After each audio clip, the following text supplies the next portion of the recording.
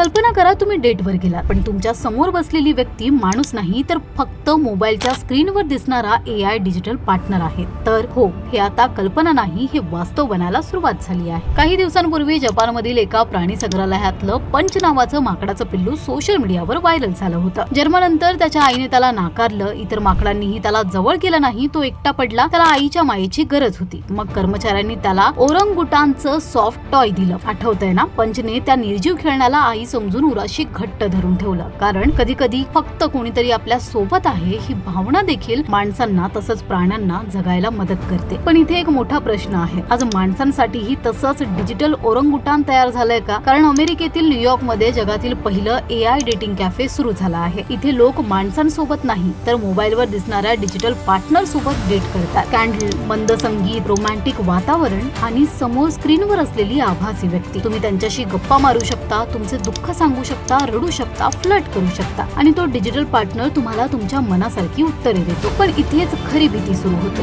कारण जेव्हा खऱ्या माणसांवरचा विश्वास कमी होतो तेव्हा मशीन आपल्या भावना समजून घेऊ लागतात. आज स्पर्धा, ताण, एकटेपणा, तुटलेली नाती या सगळ्यामुळे लोक AI मध्ये सोबत शोधू लागले आहेत. जसं पंचला ओरंगुटान मिळालं तसंच माणसाला आता डिजिटल पार्टनर मिळतोय. पण लक्षात ठेवा, स्क्रीनवरील व्यक्ती तुमचं ऐकू शकते पण तुमच्या जगाचा, आयुष्याचा भाग होऊ शकत नाही. तंत्रज्ञान आपल्याला मदत करते हे उत्तम, पण त्याने आपल्या नात्यांची जागा घ्यायला नको. तुमचं या सगळ्यांवर काय म्हणणं आहे? कमेंटमध्ये तुमचं मत नक्की सांगा.